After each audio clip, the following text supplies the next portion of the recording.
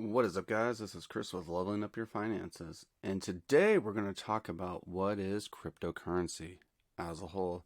I kind of wanted to do this because I kind of want to just take it right back to the basics for anyone that's just now starting out in cryptocurrency.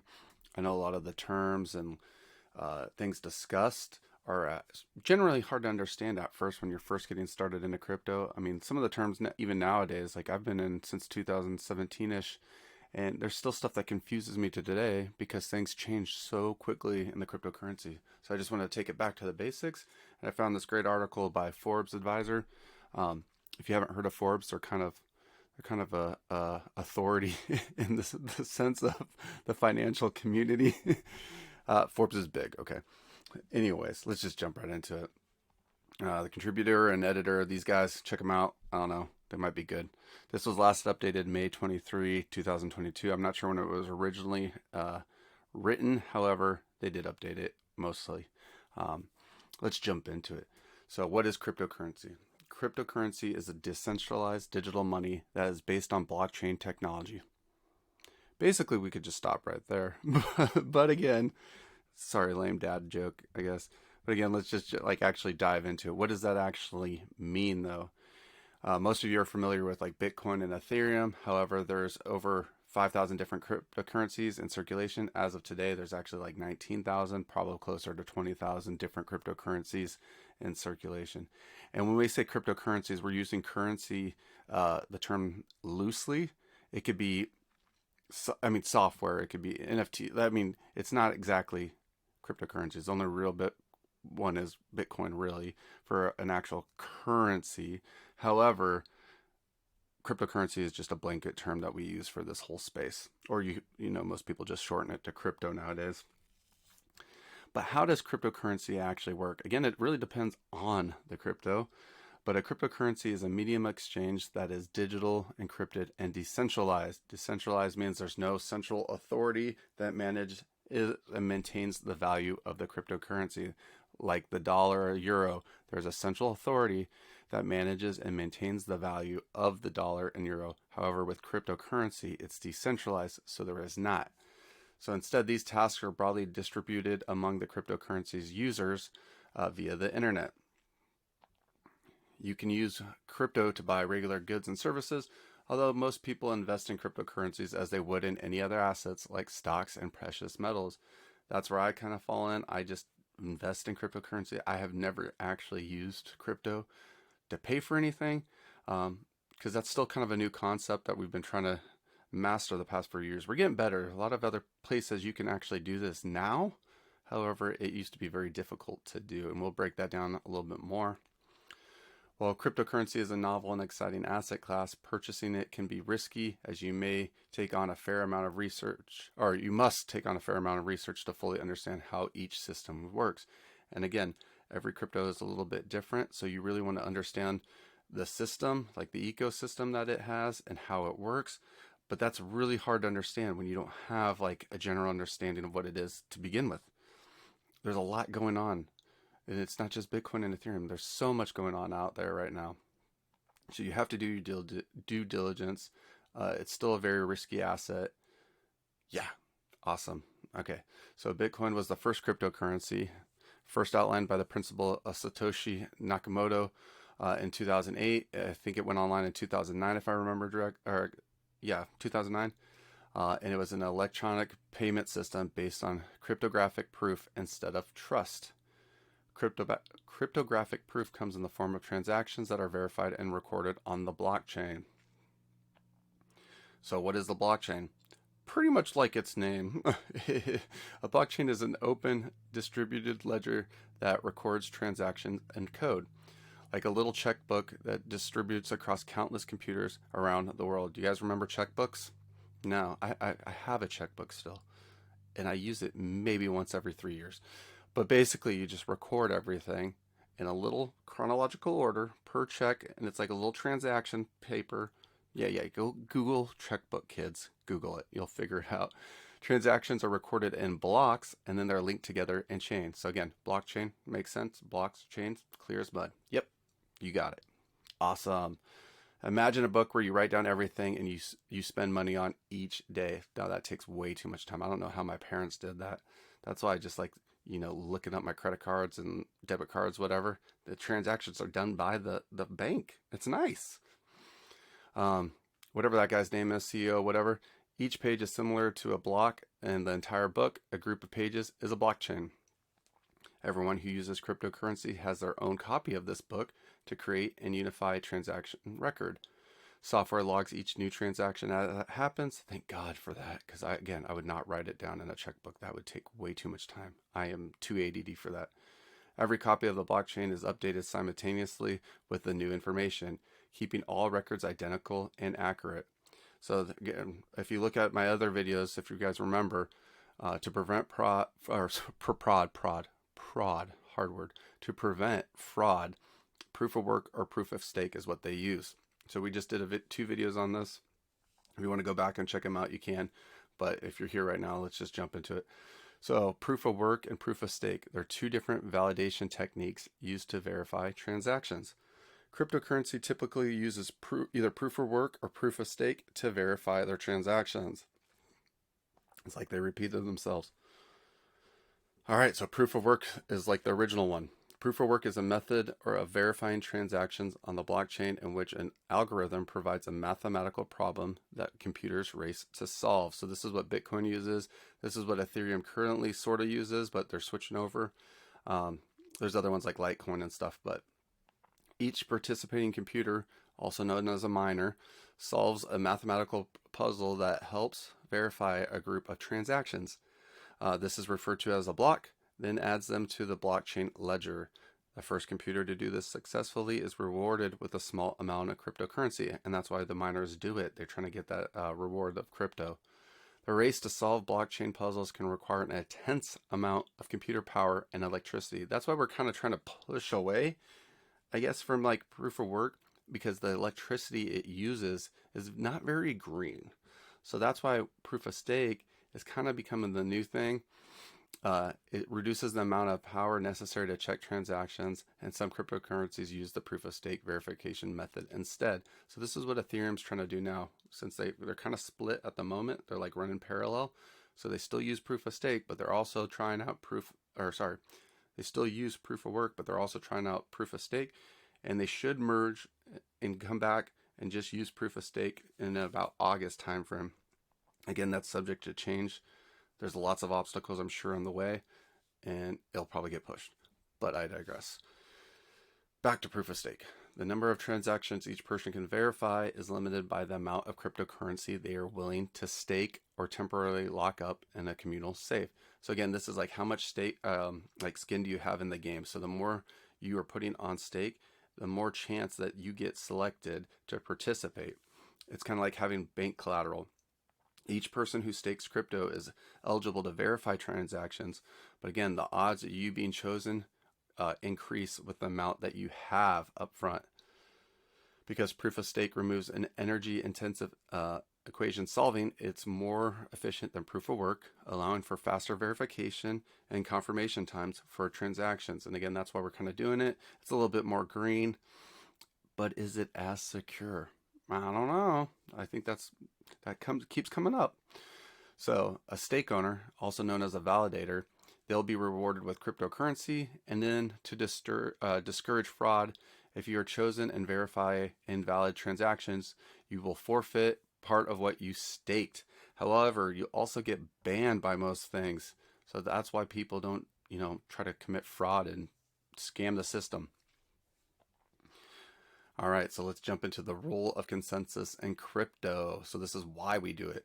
Both proof of stake and proof of work rely on a consensus mechanism to verify transactions. This means while each uses individual user to verify transactions, each verified transaction must be checked and approved by a majority of the ledger holders. So you guys remember the 51% attacks, that kind of whole 51% rule? Hackers can alter the blockchain ledger unless they successfully got at least 51% of the ledgers to match their fraudulent version. And this is basically impossible, because to own that much like resources necessary to make that fraud is next to impossible. And that's why, like say like proof of work, that's why it's so much, it's, I don't know, it's more secure than proof of stake, at least in my opinion. But anyways, getting back. So yeah, the 51%. So it's almost impossible to do, and that's why it's secure. Can it be done? I guess. I mean, anything's possible, I guess, but it's almost impossible. So don't take my word for it. I'm just an idiot on YouTube. How can you mine cryptocurrency? So mining is how new units of cryptocurrencies are released into the world, generally in exchange for validating transactions. While it's theoretically possible for the average person to mine cryptocurrency, it's increasingly difficult in proof-of-work systems like Bitcoin. It's very hard. So if you were thinking about making money this way, you probably can't. I mean, you can, but you probably can't. As Bitcoin network grows, it gets more complicated and more processing power is required. The average consumer used to be able to do this, but now it's just too expensive. There are too many people who have optimized their equipment and technology to outcompete. Sorry, guys. So we're out. Proof of work cryptocurrency requires a huge amount of energy to mine, and it is estimated that it's 0.21% of all the world's electricity goes to powering Bitcoin farms. This is roughly the same amount of power Switzerland uses in a year. It's a lot of power. Bitcoin miners end up using 60 to 80% of what they earn from mining to cover their electricity costs. So, I mean, it's not the best way to do it. Well, it's impractical for the average person to earn crypto by mining, and proof of work, proof of stake model requires less in the way of high powered computing, as validators are chosen at random based on the amount they stake. It does, however, require you to already own the cryptocurrency to participate, and if you have no crypto, you have nothing to stake. Again, if you have no skin in the game, you're not going to get it. Makes sense, right? So how can you use cryptocurrency? We're going to skip a lot of this, but you can basically use it to make purchases. But if they're, say like the retailer, let's just get back to it. But it's not a form of payment with the mainstream accepted yet. This is, again, a little bit older because a lot of people are now accepting cryptocurrency in different ways. So these are a couple older ones, but you can exchange their cryptocurrency for gift cards. Back in the day, I guess you could get Dunkin' Donuts, Target, Apple, and other retailers. You can also load the cryptocurrency on a debit card. I guess you could still do this, like BitPay card, a debit card that converts crypto assets into dollars for purchase. But remember, there are fees involved in ordering the card and using ATM withdrawals. You may also use crypto as an alternative investment option outside of stocks and bonds. That's what I personally do. Again, I've never actually used it to buy anything that I can think of in the past 5 years. The best known crypto, Bitcoin, is secure, decentralized currency that has become a store of value like gold. Some people even refer to it as digital gold. I've said it plenty of times. Obviously, it is not gold, but in their sense, it's a form of digital gold. It's kind of the same, but it's not. So there. So again, like this is another one, like how to use cryptocurrency for secured purchases. This is kind of older. It hasn't been updated, but a retailer that doesn't accept it directly, you can always use a cryptocurrency digital card or debit card like BitPay. I'm sure there's plenty more out there now. Trying to pay a retailer who accepts cryptocurrencies, you'll need to use a cryptocurrency wallet. So you might have heard of that. So cold or hot wallet. There's two different types. And it's a way for the software program that interacts with the blockchain and allows users to send and receive cryptocurrency. This breaks it down a little bit more, but we're not going into that because it's too boring. And I mean, if you're already bored probably by now, like me. So how to invest in cryptocurrency. Cryptocurrency can be purchased on the peer-to-peer networks and cryptocurrency exchanges. You guys have heard of all these now. There's like FX or FTX is the new one, crypto.com. Coinbase obviously was an older one that's kind of losing favor. You can also buy it on like other brokerage platforms like Robinhood, Webull, eToro, again, but this is more like an IOU versus you actually owning the cryptocurrencies, if that makes sense. It was once fairly difficult, but now it's relatively easy even for crypto novices. Yes, back in 2017, it was a pain in the butt to buy cryptos. And even if you want to buy some of the smaller coins that aren't like more mainstream, it's still very annoying to try to figure out how to buy them on different exchanges out there. An exchange like Coinbase caters to non-technical folks. It's very easy to set up an account, and there's a link to a bank account. Yeah, nowadays it wasn't like that at the beginning. But it's best to keep in mind that buying individual cryptocurrencies is much like buying individual stocks. You might invest in an individual stock of cryptocurrency or companies instead. So I've done this too. So it's like you're indirectly owning some crypto or like mining stocks. I've never heard of Hive, but like I had like Riot and Mara back in the day. And like when I say back in the day, I mean like last year. So it's like kind of like an indirect way of buying into crypto versus actually owning the crypto itself. If you want some crypto exposure with less risks, you can also invest in big companies that are adopting the blockchain technology, such as IBM, Bank of America, Microsoft, pretty much everything now. So like Tesla, all these big banks now have at least some on their balance sheet. Maybe not all, but a big majority of them are now starting to buy crypto. So it's again, it's like even a more indirect way of investing in cryptocurrencies. Now, the big question, should you invest in cryptocurrency? And the answer is no. I'm just kidding. I just want it to be cheap right now so I can accumulate as much as possible before I need to sell it when I'm like 80. All right, but yeah, actually, experts hold mixed opinions on this about investing in cryptocurrency because crypto is highly speculative investment. Even today, with the potential for intense price swings, the volatility is insane. Look at the bear market right now. A lot of cryptos are down like 80 to 90%. It's absolutely nuts. Some financial advisors don't recommend people invest at all, and that's great. I'm actually a very conservative investor. I am not a financial advisor, by the way, so don't take anything I say for valid. Yeah, I'm an idiot on YouTube. Don't take any of my advice as stupid.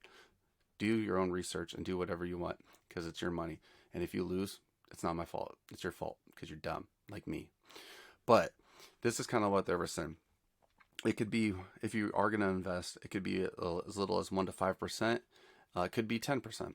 I always said, 5% max of your portfolio should be invested in crypto or can be invested in crypto. I said that for years, and now my percentage is probably about 25% because I did really well last year with crypto. Even with the things being down, I'm still up overall on crypto. I believe, yes, I think. So mine is way over 5%, and I'm still going to add to it. So can I really say 5% anymore? If you're starting out, maybe 5%. If you get a good feel for it and you want to go more, go for it. That's up to you guys. Because I'm definitely going for it, and I have, 25% already. So that just means I'm going to have more. So 30% next, and then more and more and more. It's crazy. I'm not even rebalancing and selling because I don't care because I'm holding for the long. It depends on how much they have now and what they are really willing at stake for them from a loss perspective. So again, don't invest any money that you can't afford to lose. Don't invest your rent. Don't invest your mortgage payment. Don't invest your kids' college fund, whatever, because you have a chance to lose everything. Well, that's a sad note to end on. So instead of that, guys, just remember to stay awesome and keep loving each other. Like I love Forbes advisor. Yeah, awesome. Later, guys.